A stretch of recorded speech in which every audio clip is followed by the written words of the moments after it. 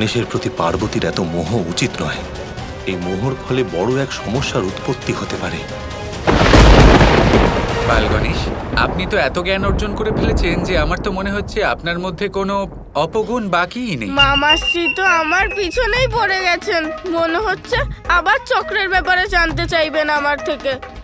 মামাশ্রী, আপনি কি হাসি ঠাট্টা করে সময় নষ্ট করতে চান? কিন্তু আমার অনেক কাজ আছে, আমি আসি।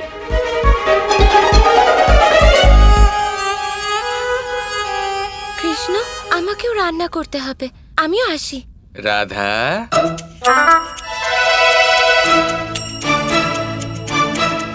আমার এরকম কেন মনে হচ্ছে যে তোমার মনে কোনো কথা রয়েছে যা তুমি আমাকে বলতে অবশ্যই চাও, কিন্তু গণেশের মোহতে তুমি বলতে পারছো না। আমি মামাশ্রী কৃষ্ণর সুদর্শন চক্র নিজের উদরে লুকিয়ে রেখেছি। আপনি আমার কথা দিন যে আপনি এই ব্যাপারে কাউকে জানতে দেবেন না। কথা দিলাম। না তো, এরকম কোনো ব্যাপার না। এটা কোনো মোহ না, এটা গণেশের প্রতি আমার মমতা। আর হ্যাঁ, খাবারের সময় হয়ে গেছে, সবাই তোমার জন্য অপেক্ষা করবেন। তাড়াতাড়ি এসো, ঠিক আছে?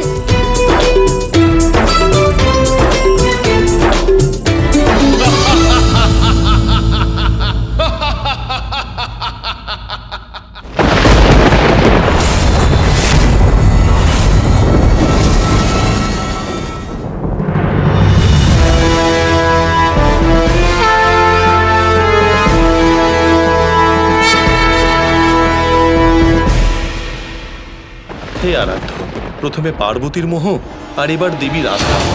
আপনি তো ভালোভাবেই জানেন যে এই মোহের কি প্রভাব পড়বে। এই মোহ শুধুমাত্র বিনাশের কারণ হবে, আর যা আমি দেখতে পাচ্ছি তা অত্যন্ত ভয়াবহ হতে চলেছে আরাধ্য। দেবী পার্বতীর মোহের ফলে মহাসুরের জন্ম হয়ে গেছে আরাধ্য।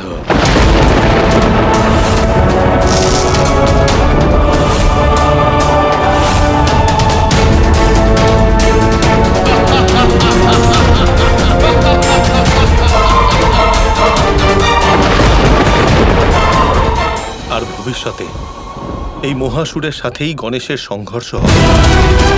আর যদি এই সংঘর্ষে মহাসুর জয়ী হয়, তাহলে গণেশ চিরকাল শিশুরূপেই থেকে যাবে। কারণ দেবী রাধা আর পার্বতীর মোহ জয়ী হবে, আর গণেশ কখনো বড় হতে পারবে না, চিরকাল শিশুরূপেই থেকে যাবে।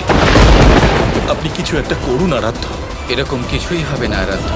বাল গণেশ হলেন অত্যন্ত শক্তিশালী একজন বালক, শুধু ওনাকে নিজের শক্তিকে চিনতে হবে। যদি মহাসুরের সাথে সংঘর্ষ হয় আর তাতে বিজয় লাভ করতে হয়, শুধু একটা শক্তি আছে, অনাসক্তি। কর্মের সাথে সাথে যদি অনাসক্তি চলে আসে, অর্থাৎ নির্লিপ্ততা চলে আসে, তাহলে মোহ এবং মহাসুর এই দুজনকেই বালগণেশ পরাজিত করবে। কিন্তু আরাধ্য, গণেশ তো সবে বালক মাত্র, ও মোহ কিভাবে ত্যাগ করবে? ও অনাসক্ত কিভাবে হবে? গণেশ এখনো বাল রূপে আছে, কিন্তু ওনার দৈব পবিত্র শক্তিগুলি চিরকালের মতোই ভেতরে নিহিত আছে আরাধ্য। শুধু প্রয়োজন হলো সেটা চিনে নেওয়ার এবং জাগ্রত করে তোলার। কিন্তু আরাধ্য, গণেশের সেই শক্তি জাগ্রত করার জন্য আপনাকেই ওকে সাহায্য করতে হবে। অবশ্যই আরাধ্য, আমি আপনার পুত্র এবং আমার ভাগ্নেকে সাহায্য করব। ধন্যবাদ।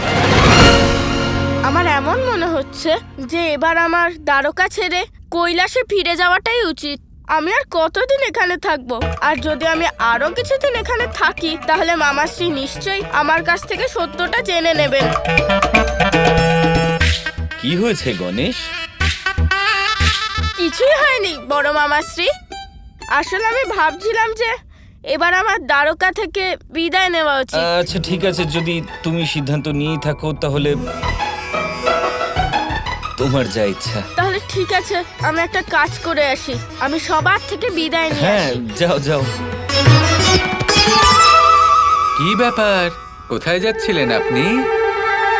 আর কার থেকে বিদায় নেবার কথা বলছেন? মামাশ্রী, এবার আমাকে অনুমতি দিন। এবার আমাকে কৈলাসে ফিরে যেতেই হবে। আর তাছাড়া অতিথিকে একদিন না একদিন তো চলে যেতেই হয়, তাই না? কেন ভাগ্নে? মামার কাছে থাকতে ভালো লাগছে না? না না মামাশ্রী, এরকম কোনো ব্যাপার না। আসলে হয়েছে কি, আমি অনেক দিন হলো কৈলাসে যাইনি, আর ওখানে মাও আমার অপেক্ষা করছে হয়তো, সেই জন্যে। এবার মাতার কথা বললে আমি তো কিছুই বলতে পারবো না, কিন্তু হ্যাঁ, এটা অবশ্যই বলতে পারি যে আমি কি বলতে চাইছিলাম। আমার ব্যাপারে? আপনার বিষয়ে একটা অত্যন্ত গুরুত্বপূর্ণ কথা। চক্রের ব্যাপারে আবার কিছু জিজ্ঞেস না করে বসে, কিন্তু আমি তো সব কিছু জানি নিজের ব্যাপারে। কিন্তু এরকম তো হয় না বালগণেশ। প্রত্যেক ব্যক্তি নিজের সম্পর্কে কিছু বিষয়ে অনভিজ্ঞ থেকে যান। কখনো কখনো আমরা সেই বিষয়ে ভুলেও যাই। এরকমই কিছু বিষয় আছে আপনারও, যা আমি আপনাকে বলতে পারি যদি আপনি শুনতে চান। হ্যাঁ হ্যাঁ, নিশ্চয়ই। এমন কি ব্যাপার আছে যার বিষয়ে আমি কিছুই জানি না? আপনার ৮টি স্বরূপ।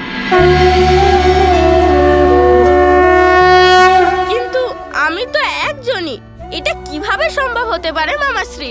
আপনারও ৮টি স্বরূপ রয়েছে। যেমন মহাদেব আর নারায়ণের সহস্র নাম আছে, সেই রকম আপনারও ৮টি নাম রয়েছে।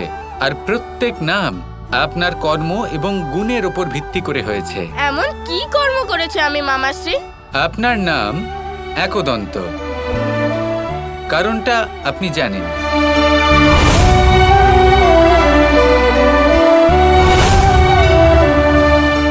আপনি কি জানেন বক্রতুণ্ড কে? না, সে কে মামাশ্রী? অনেক সময় আগের কাহিনী। একটা অসুর ছিল যে অত্যন্ত ভয়ানক ছিল, মৎস্যরাসুর। মৎস্যরাসুর? সে কঠোর তপস্যা করেছিল। তার তপস্যার দ্বারা সে মহাদেবকে প্রসন্নও করেছিল। সাক্ষাৎ মহাদেব তাকে একটা বর দিয়েছিলেন, আর সেই বর লাভ করা মাত্রই মৎস্যরাসুর প্রত্যেক দিশায় বিনাশ শুরু করে দিল। শুধু তাই নয়, ও কৈলাসেও বিজয় লাভ করে নিল। এমত অবস্থায় সকল দেবতা ভয়ভীত হয়ে গেলেন। ওনারা মহাদেবকে বললেন, হে আরাধ্য মহাদেব, আপনার পুত্র বক্রতুণ্ডই মৎস্যরাসুরকে সমাপ্ত করে দিতে পারে। তখন আপনি এলেন বালগণেশ, বক্রতুণ্ডের রূপে। নিজের সুরকে আপনি ব্যবহার করলেন একটা অস্ত্রের মতো, আর সেই মৎস্যরাসুরকে পরাজিত করে দিলেন। কি আমি এইরকম করেছি? আর শুধু তাই নয়, আপনি তো গজাননও বটে। এ হলো সেই সময়ের কথা যখন কুবেরের নিজের ধন এবং ঐশ্বর্য নিয়ে অত্যন্ত অহংকার হয়ে গেছিল। তখন কুবের কি করলেন? কুবের এলেন কৈলাসে মহাদেব এবং পার্বতীর সাথে দেখা করতে, আর ওনাদের আমন্ত্রণ জানালেন ভোজনের জন্য। এবার সেই সময় মহাদেব গভীর তপস্যায় বিলীন ছিলেন। এমত অবস্থায় উনি সেখানে কি করে যেতেন? তখন মাতা পার্বতী মহাদেবের জায়গায় আপনাকে পাঠিয়ে দিলেন কুবেরের সেই মহলে নিমন্ত্রণ রক্ষা করতে। আর সেখানে গিয়ে আপনি জানেন কি হলো? সেখানে অনেক রকমের ব্যঞ্জন ছিল, সুস্বাদু ভিন্ন রকমের ব্যঞ্জন, আর আপনি সেই সব ব্যঞ্জন খেয়ে ফেললেন। আর তারপর জানেন আপনি কি করলেন? কি? আপনি সেই মহল দেখলেন, আর যত রকমের অমূল্য রত্ন, অমূল্য আভূষণ, অমূল্য বস্তু ছিল, আপনি সেই সব খেয়ে ফেললেন। আর তারপরেও আপনার খিদে শান্তই হলো না। আপনি কুবেরকে অত্যন্ত শ্রেষ্ঠ একটা শিক্ষা দিলেন যে, কুবের, মনে অহংকার নিয়ে আমাকে যা ইচ্ছে খাওয়ান, যতই খাওয়ান না কেন, আমার খিদে কখনোই শান্ত হবে না। আমি তোমাকে এবং তোমার সমগ্র রাজ্যকেও খেয়ে ফেলব। তখন কুবের ভয়ভীত হয়ে পড়লেন, আর উনি নিজের ভুল বুঝতে পারলেন। তখন উনি মহাদেবের কাছে গেলেন আর নিজের অহংবোধের জন্য তার কাছে ক্ষমাও চাইলেন। আমি কি সত্যি এই বিশেষ কাজ করেছি? আপনি তো এরকম অনেক বড় কাজ করেছেন, আর এরকম বড় বড় কাজ করে আপনি ভুলেও গেছেন। আর সেই জন্যই আপনার নাম লম্বোদর রাখা হয়েছে।